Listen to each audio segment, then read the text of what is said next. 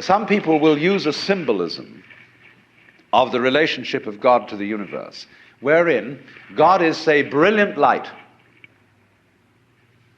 only somehow veiled, hiding underneath all these forms that you see as you look around you.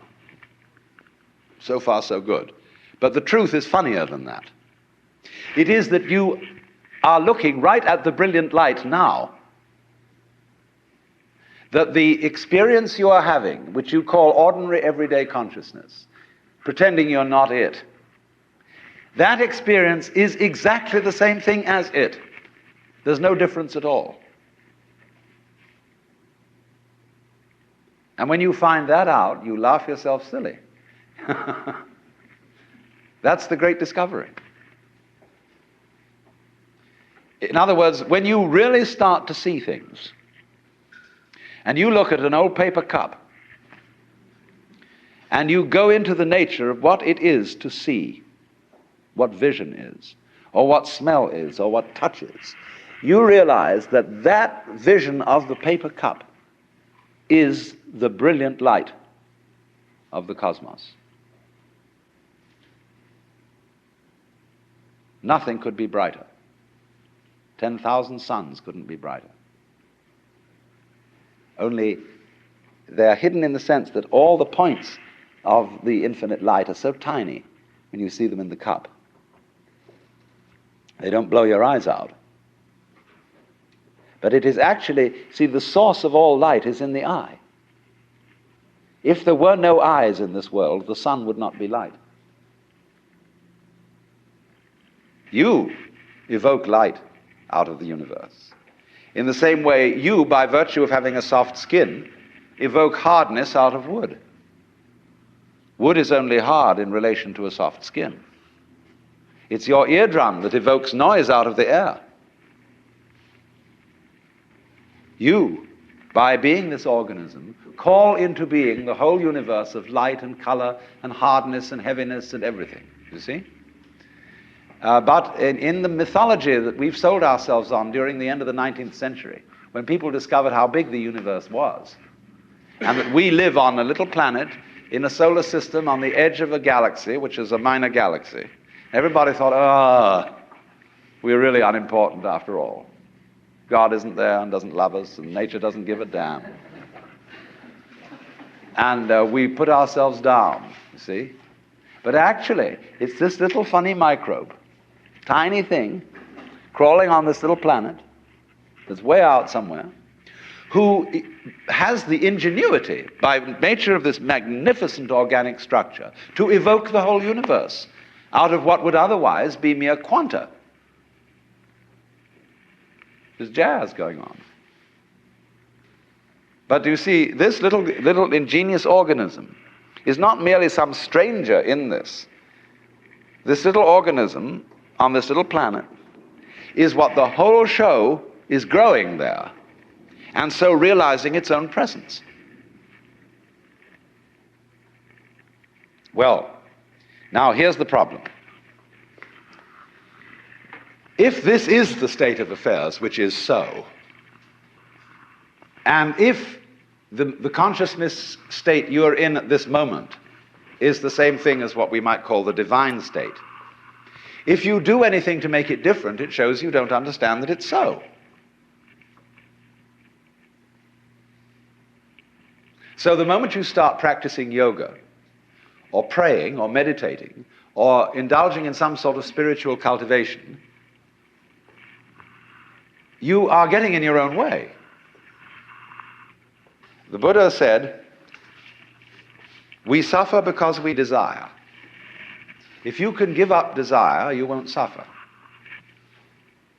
But he didn't say that as the last word. He said that as the opening step of a dialogue. Because if you say that to someone, they're going to come back after a while and say, yes, but I'm now desiring not to desire. And so the Buddha will answer, well, at last you're beginning to understand the point.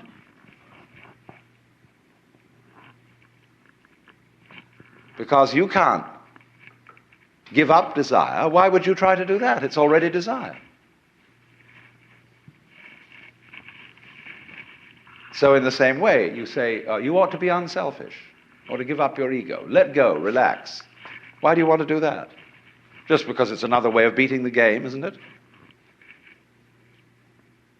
The moment you see you hypothesize that you are different from the universe, you want to get one up on it. But if you try to get one up on the universe, and you're in competition with it, it means you don't understand you are it. You think there's a real difference between self and other. But self, what you call yourself and what you call other, are mutually necessary to each other, like back and front. They're really one. But just as a magnet polarizes itself in north and south, but it's all one magnet, so experience polarizes itself as self and other, but it's all one. So if you try to make the North Pole get the mastery of it, or the South Pole get the mastery of the North Pole, you show you don't know what's going on. A guru or teacher who wants to get this across to somebody, because he knows it himself, and when you know it, you know, you like others to see it too. So what he does is he gets you into being ridiculous harder and more assiduously than usual. In other words, if you are in a contest with the universe, he's going to stir up that contest until it becomes ridiculous. And so he sets you such tasks as saying, now of course, in order to be a true person, you must give up yourself. Be unselfish. So the Lord steps down out of heaven and says, the first and great commandment is, thou shalt love the Lord thy God. You must love me. Well, that's a double bind. You can't love on purpose. You can't be sincere purposely. It's like trying not to think of a green elephant while taking medicine.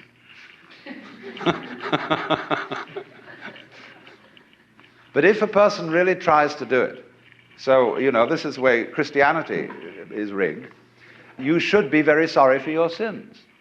And though everybody knows they're not, but they think they ought to be, and so they go around trying to be penitent or trying to be humble. And they know the more assiduously they practice it, the phonier and phonier the whole thing gets. And so in this way, it's what it's called the technique of reductio ad absurdum.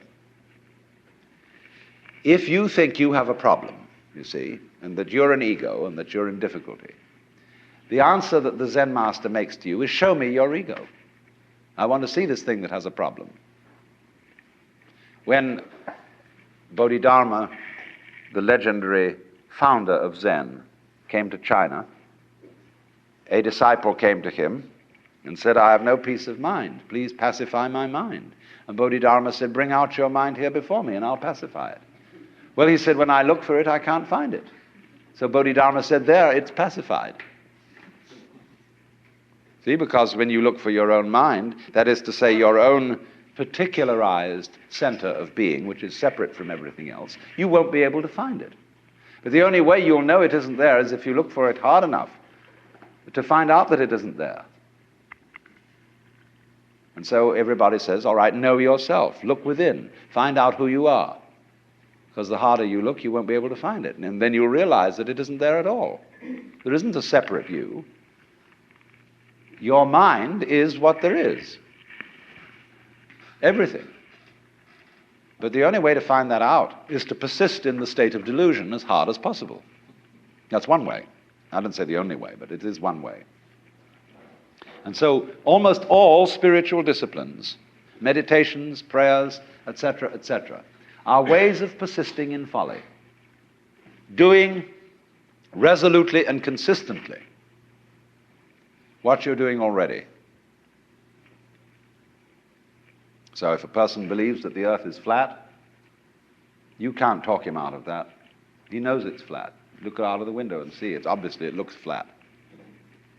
So the only way to convince him that it isn't is to say, well, let's go and find the edge. And in order to find the edge, you've got to be very careful not to walk in circles, or you'll never find it that way. So we've got to go consistently in a straight line, due west, along the same line of latitude. And eventually, when we get back to where we started from, you've convinced the guy that the earth is round. But that's the only way that'll teach him. because people can't be talked out of illusions. Well, now, there is another possibility, however. But this is more difficult to describe. Let's say we take as the basic supposition, which is the thing that one sees in the experience of Satori or awakening or whatever you want to call it, that this now moment in which I'm talking and you're listening is eternity. That although we have somehow conned ourselves into the notion that this moment is rather ordinary and that we may not feel very well and that we're sort of vaguely frustrated and worried and so on, and that it ought to be changed. This is it. So you don't need to do anything at all. But the difficulty about explaining that is that you mustn't try not to do anything, because that's doing something. And how to explain that? Because there's nothing to explain. It is the way it is now, you see. And if you understand that, it will automatically wake you up. That's why Zen teachers use shock treatment to sometimes why they hit people or shout at them or create a sudden surprise. Because it is that jolt that suddenly brings you here. See, there's no road to here, because you're already there. And if you ask me, how am I going to get here? It'll be like the famous story of the American tourist in England who asked some yokel the way to Upper Tuddenham, little village. And the yokel scratched his head and he said, "Well, sir, I do know where it is, but if I were you, I wouldn't start from here."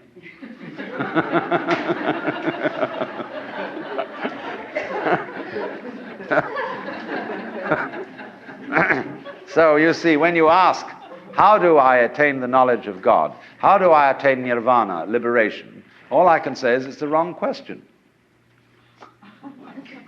Why do you want to attain it? Because the very fact that you're wanting to attain it is the only thing that prevents you from getting there. You already have it. But of course, it's up to you. It's your privilege to pretend that you don't. That's your game. That's your life game. That's what makes you think you're an ego. And when you want to wake up, you will.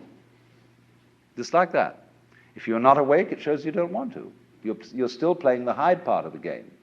You're still, as it were, the self, pretending it's not the self. And that's what you want to do. So you see, in that way, too, you're already there. When you understand this, a funny thing happens. And some people misinterpret it. You will discover, as this happens, that the distinction between voluntary and involuntary behavior disappears. You will realize that what you describe as things under your own will feel exactly the same as things going on outside you. You watch other people moving, and you know you're doing that. Just like you're breathing or circulating your blood. If you don't understand what's going on, you're liable to get crazy at this point and to feel that you are God in the Jehovah sense. To say that you actually have power over other people so that you could alter what they're doing, and that you are omnipotent in a very crude, literal kind of Bible sense, you see? And a lot of people feel that and they go crazy. They have to put them away. They think they're Jesus Christ and that everybody ought to fall down and worship. That's only they got their wires crossed. They haven't been able to, this experience happened to them, but they don't know how to interpret it. So be careful of that. Jung calls it inflation. People who get the holy man syndrome, that I suddenly discovered that I'm the Lord and that I'm above good and evil and so on, and that therefore I start giving myself airs and graces. But the point is, everybody else is too. If you discover that you're that, then you ought to know that everybody else is. Well, for example, let's see how in other ways you might realize this. Most people think when they open their eyes and look around that what they are seeing is outside. It seems, doesn't it, that you are behind your eyes, and that behind the eyes there is a blank. If you can't see at all, turn around and you see something else in front of you. But behind the eyes there seems to be something that has no color. It isn't dark, it isn't light, it's just, it's there from a tactile standpoint. You can feel it with your fingers, although you don't get inside it. But what is that behind your eyes, you see? Well, actually, when you look out there and see all these people and things sitting around, that's how it feels inside your head. The color of this room is back here in the nervous system, where the optical nerves are at the back of the head. It's in there. It's what you're experiencing. What you see out here is a neurological experience. Now, if that hits you, and you feel sensuously that that's so, you may think that then therefore, the external world is all inside my skull. But you've got to correct that with the thought that your skull is also in the external world. So you suddenly begin to feel, well, wow, what a kind of a situation is this? It's inside me, and I'm inside it, and it's inside me, and I'm inside it. But that's the way it is. This is what you could call transaction, rather than interaction, between the individual and the world. Just like, for example, in buying and selling, there cannot be an act of buying unless there's simultaneously an act of selling, and vice versa. So the relationship between the organism and the environment is transactional. The environment grows the organism, and in turn the organism creates the environment. The organism turns the sun into light, but it requires there to be an environment containing a sun for there to be an organism at all. And the answer to it is simply, they're all one process. And it isn't that organisms by chance came into this world. Put it rather that this world is the sort of environment which grows organisms. It was that way from the beginning. Just in the same way, the organisms may, in time, have arrived in the scene or out of the scene later than the beginning of the scene. But from the moment it went bang in the beginning, if that's the way it started, organisms like us sitting here, were involved in it. You see, look here, let's take the propagation of an electric current. I can have an electric current running through a wire that goes all the way around the Earth. And here we have our power source, and here we have a switch. All right. Here's the positive pole. Here's the negative pole. Now, before that switch closes, the current doesn't exactly behave like water in a pipe. There isn't current here waiting to jump the gap as soon as the switch is closed. The current doesn't even start until the switch is closed from the positive pole. It never starts unless the point of arrival is there. Now, it'll take an interval for that current to get going and circuit if it's going all the way around the Earth. It's a long run. But the finishing point has to be closed before it will even start from the beginning. In a similar way, although in the development of any physical system, there may be billions of years between the creation of the most primitive form of energy, and then the arrival of intelligent life, that in billions of years is just the same thing as the trip of the current round the wire. It takes a little time. But it's already implied. It takes time for an acorn to turn into an oak, but the oak is already implied in the acorn. And so in any lump of rock floating about in space, there is implicit human intelligence. Sometime, somehow, somewhere. They all go together. So don't differentiate yourself and stand off against this and say, I am a living organism in a world made of a lot of dead junk, rocks and stuff. It all goes together. Those rocks are just as much you as your fingernails. You need rocks. What are you going to stand on?